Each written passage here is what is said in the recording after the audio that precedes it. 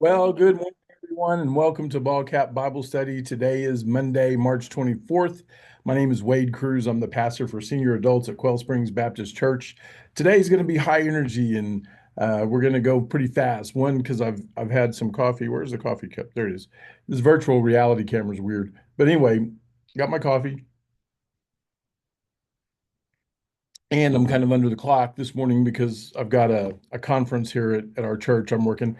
Today we're rocking the We the People hat. I know you've seen it before, but I hope it makes sense when matched with the verses today. Romans 12, Romans chapter 12, we're going to start with verse 9 and go through verse 13. And like I said, rather quickly, um, you see the Easter eggs here.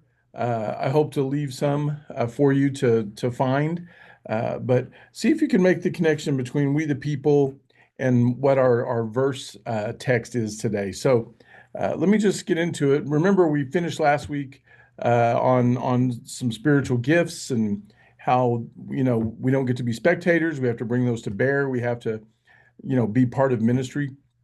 One of the things when I get in front of senior adults, they'll ask me or I'll ask them, I'll say, what do you think my job is?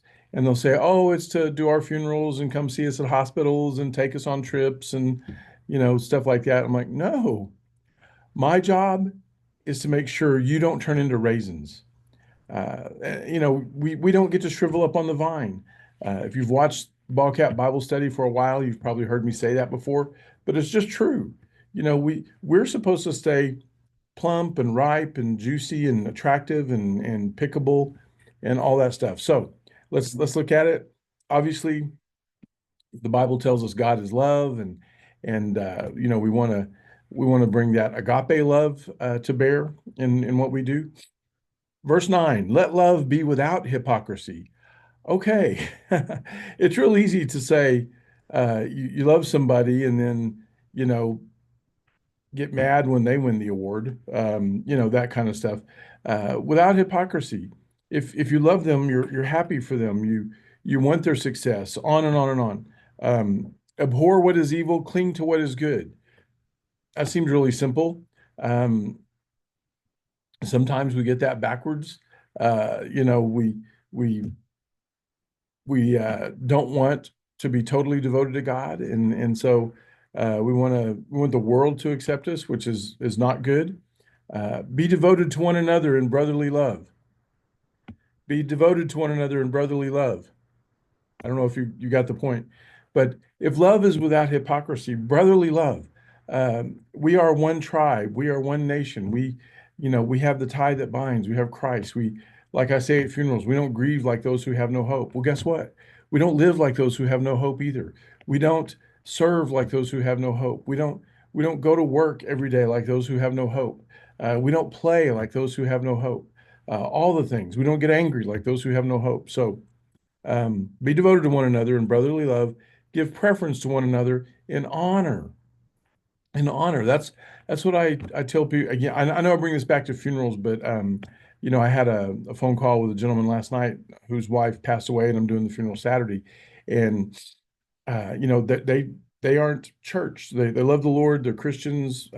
His wife, uh, you know, is a Baptist, on and on. But they're not members at a church right now. But he wanted a godly Christian service for his wife. Well, I said, look, we're going to do everything we can to honor your wife and bring glory to God. And that's the thing. Be devoted to one another in brotherly love, give preference to one another in honor. Preference, what does that mean? It means put somebody above yourself. You know, it really is that, oh, I just locked up. That's great. I hope this doesn't stay very long. Come on, computer. There we go. Uh, let's see. Um, and let love be without hypocrisy. That's what that is. When you honor somebody that you love, that's not being a hypocrite. Um, let's see. Give preference to one another in honor, not lagging behind in diligence, fervent in spirit, serving the Lord, rejoicing in hope, persevering in tribulation, devoted to prayer, contributing to the needs of the saints, practicing hospitality. Okay, we're just going to go through these real quick because it's a list, right? And usually the lists in the Bible have a hierarchy. Um, so. not lagging behind in diligence. So we're not to be lazy Christians. We're supposed to be constantly at it, diligently, moving forward. Um, Fervent in spirit. Man, come on, let's go. We got this. We're not going to lose. I've read the back of the book. God wins. So we should have a good countenance about that, serving the Lord. So diligently, fervent in spirit, serving the Lord. All of that comes to play. So what we do, like Colossians 3:17, whatever you do in word or deed, do it all in the name of the Lord, giving thanks. Um, and then rejoicing in hope. I just talked about that. We don't grieve, live, play, um, anything, work, serve like those who have no hope. Persevering in tribulation. Okay, there's the hard one. And remember, Romans is written to folks under oppression or under a military state, so to speak. Not only that, they're back in Israel, they're occupied. Well, of course, Paul is writing to people in Rome, and the first 11 verses, he's laying out theology and justification and faith and all that stuff. But um, the thing is, there's a armies in the streets, soldiers on every corner with their swords and spears and lances and all that.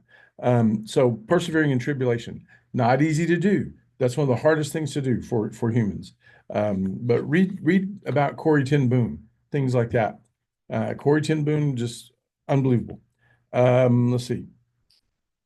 Persevering in tribulation, devoted to prayer. Yeah.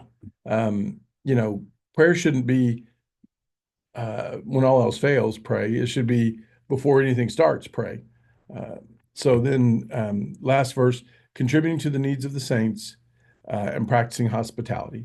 Contributing to the needs of the saints, what is that? That's giving and doing and being there for one another and taking care of stuff. So, you know, there are a lot of people in your lives that need your help.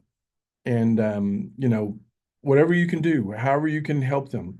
Maybe somebody lost their job, or maybe somebody is just in a bad spot. We're not supposed to let them languish. We're supposed to help them. We're supposed to make connections and be there for them and let them know that you love them and that they're important to you, and that it's easy to be friends in good times, right?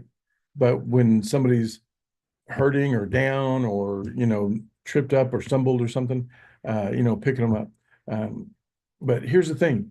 We, the people, Christians, right? This is, we're supposed to do all this together. We're supposed to walk through life together. We're supposed to be there for one another, arm in arm, whatever.